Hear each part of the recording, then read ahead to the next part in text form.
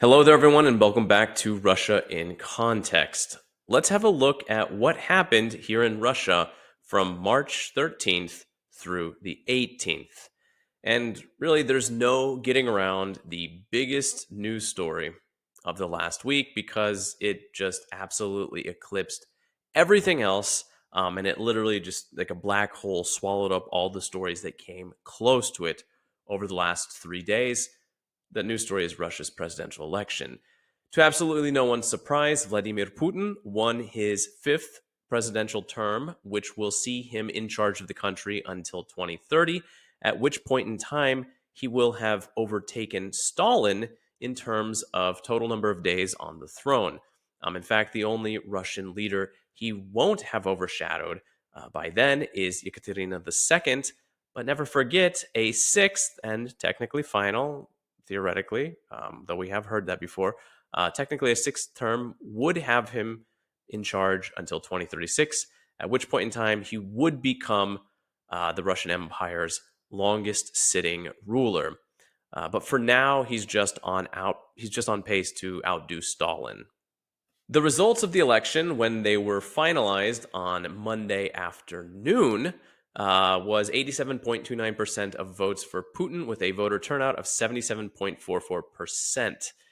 Both of these numbers were higher than what analysts and political scientists expected in the lead up to the election. In fact, in the months before, it was kind of common knowledge that the powers that be that they expected no less than a 70% turnout. Most figured that the final percentage for that number would be closer to 80%. Now, I can say a certain percentage of voters were expected because that's one of the jobs of local politicians, basically to guarantee that citizens in that region cast their ballot. But I'm going to put a pin in that idea for now, the analysis of the outcome. Right? Let's kind of start at the beginning on Friday and discuss how the voting went. So that first day on Friday, we were greeted with images of people standing in lines of some degree when the polling places first opened. People were so excited, just champing at the bit to cast those votes that there were even queues online for people to vote there. This seemingly unexpected desire by so many to vote immediately is explained away by many as it is always is in elections here in Russia that workers are given instructions by their employers, whether those employers be sort of state-owned organizations or if the employers are simply private businesses acting on behalf of maybe municipal government leaders. Anyway, the instructions for the employees is for them to go out and vote, though I can't say if this time around they were told who to vote for or if it was just to get out and vote and drive up that turnout percentage. I've lived here through 3 presidential elections at this point and numerous local elections, and I have seen the same thing happen every time. And I've heard the same explanations for why so many people are magically there at the first opportunity on the first day from all sorts of people. And I've read the same explanations for it in the press even a decade ago. So this tactic has long been employed, right? The online voting this year has made it much easier as well, since employers could have employees in an office do it right there in front of them to make sure that they actually did the task, maybe instead of playing hooky, maybe, and to maybe help them understand who the, maybe if they were undecided, who the correct person maybe they should vote for is. Anyway, things went smoothly enough for the first few hours on Friday, but then reports of strange actions at voting locations began to pop up. Most commonly, someone would come in with a bottle of zelionka, which is an antiseptic dye that is widely used here in Russia and is infamous for being used against political oppositionists back in the 2010s. It was used for this reason because throwing it on a person leaves their skin dyed kind of green, something for like a week. Anyway, people would come in and they would go over to the ballot box in the center of the polling station and they would open the bottle and they would attempt to spill the zelionka into the box and all over the ballots inside. Over the weekend, dozens of such instances occurred, and all of these people are likely facing jail time, although most of them, let's be real, weren't successful in even getting the liquid into the box. And according to the election committee, basically none of the ballots were ruined in this process. Um, that said, in some locations, polling booths were set ablaze, and in one or two cities, as I remember correct, if I remember correctly, people threw Molotov cocktails at the outside of voting locales. In the beginning, people assumed that these actions were some form of protest, unplanned at that, but for some form of protest. But as more people were detained, from young students to pensioners to university professors, this narrative came to light. Basically, all of them claimed to be victims of fraudsters who had, via the phone or online, either taken their savings from a bank or opened massive loans in their name. And so, faced with financial ruin, the people were given such tasks, which I guess explains why all of the ones who were partially successful in completing these tasks were also filming their actions on a phone. This is almost exactly the same situation as last year when people were throwing Molotov cocktails at military recruitment centers. And again, like last year, the question comes up when something like this happens with fraudsters, why do people choose to do the things that they know will land them in serious legal trouble, almost certainly, with jail sentences, instead of turning to the police? Maybe the Russian people are just easily manipulated, like within a few minutes, or is the Russian public's faith in the police institute just truly so low? For some, apparently so, though maybe the number of people who do go for help to the police when facing such fraudsters is maybe it's actually quite high. However, I've never seen or heard any statistics connected to this. And if this were the case and the police knew that phone scammers were manipulating people in such a way, then why wouldn't they like have been on the lookout for people coming into polling stations with Zelionka or flammables in the first place? Like if they had received reports in advance, be something to look for. As it stands, at least 60 people are being charged for various offenses as a result of their actions at polling stations. We'll hear more about this in the coming months, though I would assume most of them are facing a few years in prison. After that first day, the security at polling stations was stepped up, obviously. In some locations, that meant a police officer standing near every single voting booth. And in others, you might have an armed soldier just kind of glancing in on you as you filled out your ballot. Just very chill, laid back, fun time vibes all around, no stress. No way an environment such as that could have any effect on the outcome of a person's voting. Just, you know, definitely not. Speaking of that fun atmosphere, one individual was arrested after casting his ballot because he evidently wrote an anti war statement on it. Uh, and then also, similarly, on Monday, after everything was all finished, a local official in Telegram threatened to make public the names of people in his district who hadn't voted. So anonymity is not guaranteed at elections in Russia, evidently. A quick aside, many polling stations across the country had raffles and prizes that citizens could win in order to motivate them to come out and vote. The prizes were things like vacuum cleaners, but then, or sometimes they would be phones, but they got even bigger, up to cars or apartments or trips to Sochi or Thailand. It obviously depended on the district, but regardless, they were really not bad gifts in the first part. Or gifts, not the right word. They were really pretty solid prizes, all things considered. And I know prizes and things like that might seem like a good way to drive up the overall number of voters, but since some of the prizes and activities were directly or indirectly sponsored and funded by the government at some level, isn't that just basically buying votes? The last day of the election on Sunday was the one that had the most attention, as prior to voting began, Yulia Navalnaya, the widow of Alexei Navalny, made an announcement about a week before that people who didn't support Putin should show up at noon on Sunday to vote. This prompted authorities in some cities, including Moscow, to issue vague threats of prosecution against those who showed up to vote at noon en masse on Sunday. But I think that they quickly realized how bad it would look if the police started dragging away citizens in line to vote. So the authorities, they did drop that idea. This event, entitled Polden Protiv Putin, literally noon against Putin, was, depending on who you get your news from, it was either a great show of solidarity or just pitiful. The second group, the pitiful group, first claimed that the plan was to disrupt the election process. But then, when anything even remotely close to that theory failed to materialize, they changed their tune and started saying that the long lines on Sunday actually started forming before noon, and that there was no noticeable uptick in the rate of voting, which, could have intentionally been throttled by people as they entered the building and whatnot, but whatever.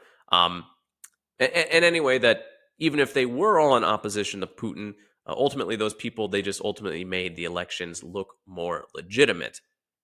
The first group, on the other hand, many of them possibly still rattled after the death of Navalny, they point to the lack of such lines on other days as evidence that the idea worked, and that many of those in line were against the current regime. I wasn't sure where else to mention it, so I'll just kind of sandwich this observation in the middle of everything here. On the weekend, as I was reading through hundreds of news blurbs, I this trend started to become visible, and it's one that I've noticed in the past, which probably isn't surprising, but it's one that I felt was worth pointing out regardless. So the Telegram channel that I prefer, Brief, is an aggregator of sorts, and it has over 500,000 subscribers. During a normal week, the number of reactions to any old piece of news is maybe a few hundred reactions altogether: thumbs up, thumbs down, smells, all that. When it's a really big event, like when Belgorod was first bombed at the end of December last year, the number of reactions increases to maybe a few thousand. However, over the weekend, any little update about Putin's results would receive thousands of thumbs up reactions. The level of audience interaction increased at least tenfold, and the same thing happened with the Tucker Carlson interview. I'm not sure why this is. Maybe people during the election weekend started getting really psyched about election results in every little Russian oblast, and just every little random quote from the head of the election committee. Maybe that just tickled their fancy. But the cynic in me is more inclined to believe the abrupt uptick in reactions was bots or trolls, whichever one of those is more prevalent on Telegram. Anyway, only a few hours after voting finished in Moscow, the projected results for Putin began to roll in. What I noticed after the first few news stories was the uniformity of his percentages. In fact, now that the totals are all out everywhere, you can see that in this most miraculous form, in every region of Russia, Putin nabbed 80 to 90% almost without fail. The lowest he got was 79%. And in Chechnya, surprise, surprise, he walked away with 99%. I hear the BS about Russians being different, that hogwash about how the Russian soul and how there's something inherently special or different about the people here. But from my experience, Russians are the same as every other person on the planet that I've ever met. And they're a hell of a lot like Americans, as much as they might not like to hear that. And one thing I can say for sure is that the only time I saw such support for anything political in the States, that on this level of such solidarity, was after the terrorist attacks in 2001, when the nation was still in a state of shock. When it comes to an election of a man who has been more or less in charge for the last quarter of a century, I personally have a hard time believing that something like 98 million Russians out of the 112 eligible to vote all feel like that. But I'm an American, right? What do I know?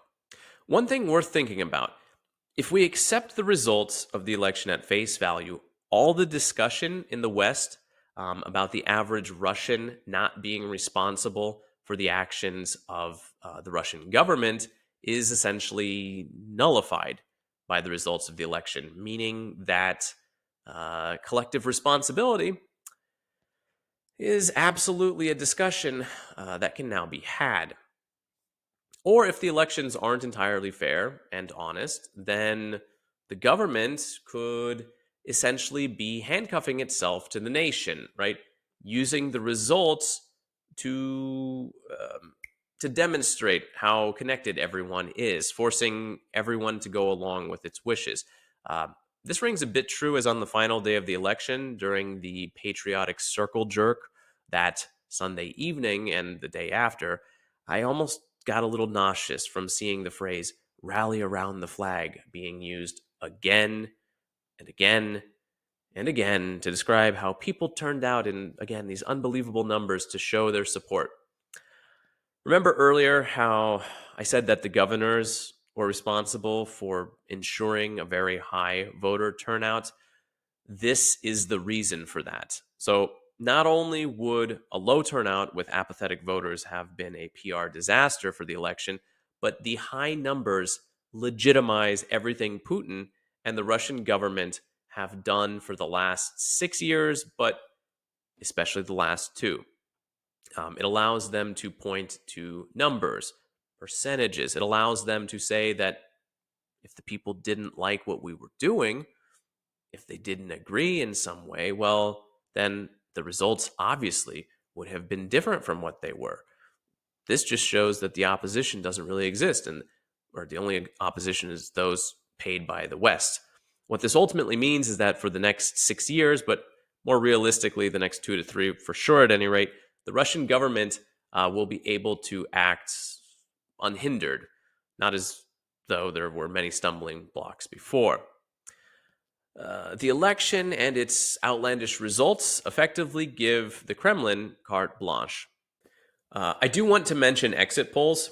So, state-controlled exit polls, they all gave more or less uh, results that were close to the final results, even lowballing Putin a little bit at some points. However, polls carried out by non-government organizations, of which no small number of pollers were detained by the police, those polls showed that Putin's numbers were about 10 percentage points lower, around 75%, while Davankov from Novi Ljudi was solidly in second place with 10 to 12% of the vote. These polls were from Russia in the Far East and in Siberia. But if we look at those exit polls abroad and how they voted, I believe we get a more realistic picture of how people likely voted everywhere. So in cities abroad, the overall vote was more or less split evenly between Putin and Davankov, with Putin winning out in some countries and cities and Davankov in others.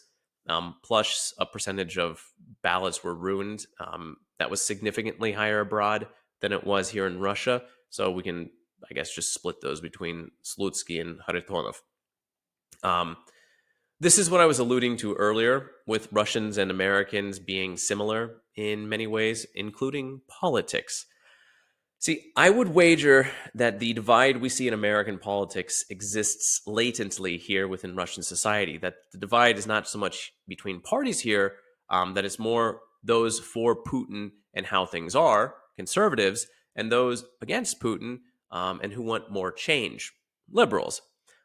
I know those labels are going to rile some people, but ignore the connotations that you associate them with and use their dictionary definitions here, and you'll get what I'm talking about. So, what happens next politically?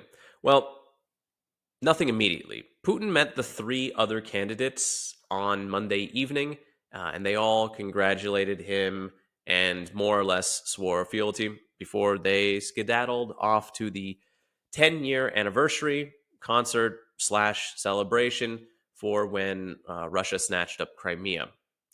Putin has until around May 7th or so to announce who will be in his government, which doesn't really mean any fresh blood. It's just going to be a reshuffling of the old flesh.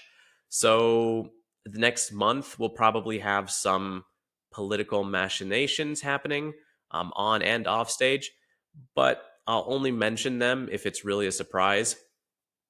The problem with getting into some of these characters like Mishustin or Kirienko or Patrushev or Siechin or Siluanov or whoever else is that understanding why moves or repositioning them in the government is noteworthy.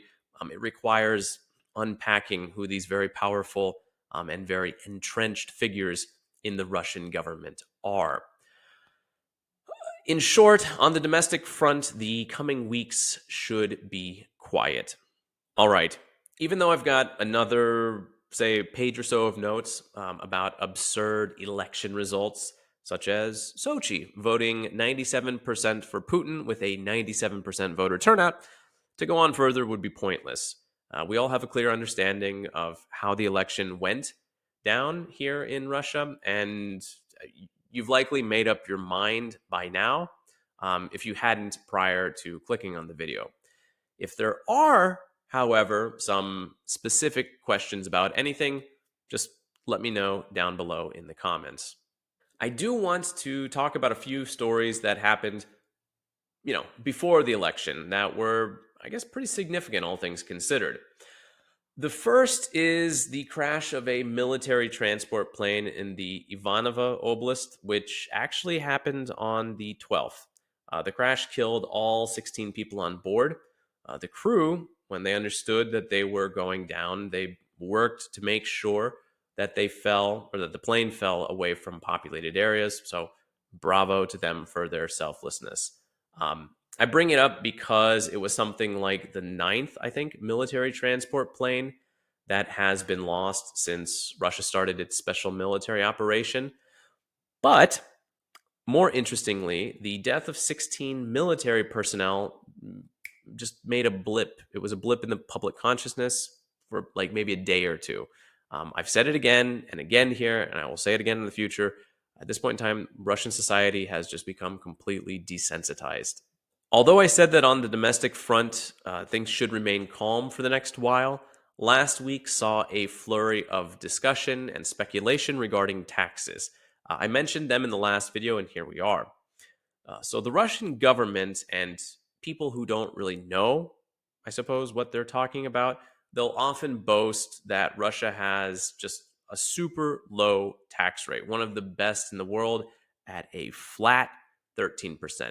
Now, I'm not going to go into why that number is deceptive and the actual tax rate is actually closer to 40%, but not here, not today. What I do want to talk about, and what many others deliberated last week, is how that flat rate is very likely about to go progressive. So the current scenario being kicked around is that for people who earn 1 million rubles or less, there will be no changes. It's still going to stay 13%. So the majority of citizens will not be affected. Those who earn between 1 and 5 million might be paying 15% on any income over the 1 million mark. And for any income over 5 million, it will be hit with a 20, maybe even 25% tax rate. Those were the rumors that were going around. However, some analysts pointed out that 1 million rubles is the average salary for citizens of some of the country's larger cities, and also that contract soldiers who are supposedly making 100 to 200,000 rubles per month, that they would also fall into this elevated tax bracket. Putin himself, on the day following the election, said that reforms to the taxes that they needed to be approached with care. That said, all those plans he outlined, I mentioned them last week, plus military expenses, they all need to be financed. And even though such tax reforms could be quite unpopular, Putin made a similar move in connection to pension reform after his then historical results of the 2018 election. So, carte blanche, remember? I'll end with two stories that are kind of follow ups to ones from last week. First, the other pro Russian autonomous territory of Moldova, Transnistria, said one of their military helicopters was attacked by a drone. No clue as to who is responsible, although Transnistria blames Ukraine. Again, is there anything that Russia can actually do to help the region now? No. But that doesn't mean they don't want to. And Marcel Ciolacu, the prime minister of Romania, which has close ties to Moldova, has said that, quote, in Moldova lives Romanians, only Romanians. That government is stable thanks to the participation of the Romanian government. I believe it is our duty as Romanians to continue to support our Romanians in Moldova. End quote. The rhetoric is reminiscent of Putin and Ukraine, sure, but quick reminder, Romania is a NATO country. So maybe Russia won't be in such a rush to come to Transnistria and Gagauzia's aid. However, Abkhazia and Southern Ossetia, the two regions of Georgia that claimed independence after Russia sent tanks to the country's capital of Tbilisi in 2008, both of those regions have made overtures recently that they wish to be integrated into Russia. Russia just can't stop finding neighboring regions that wish to be absorbed. It's wild, honestly. To the south, to the west, we'll see what happens, if anything. Lastly, about those drone strikes on the oil refineries, I do want to start out by saying that the 50% figure I stated last week was off. The source I read had a misprint. The refinery near Nizhny Novgorod, or in that oblast, it only dealt with 5% of the country's petroleum, not 50%. That said, we do have some statistics that show us what effect the drone strikes are having. And there were 6 drone strikes on refineries last week. So let's talk about what the effect is on the economy. So gasoline prices increased by 8 to 9% in the period from February 27th until March 18th, and diesel increased about 7.5% in that same time. If these attacks are going to continue in regularity and success rate, Russia may face a problem when the number of factories down for repairs leads to an excess of unprocessed oil, which in turn might need to be sold off at even steeper discounts, which would affect the budget. Again, even if this scenario doesn't come true, fuel prices could continue to rise, which just wouldn't be great, especially as the sowing and tourism seasons are near at hand. I think I'm going to call it there. I could talk about the Russian government's concern about cyber athletes' hygiene, or Romanian gold, or the Eastern Orthodox Church's New Deal with the Russian National Guard, but not this time. All sorts of fun things, just all the time, and just never enough time to tell it all here. Still, this video coming out less than a week after the last one, I'm starting to believe that I might be able to deliver all those smaller, nonsensical, whimsical news bits to you in due time.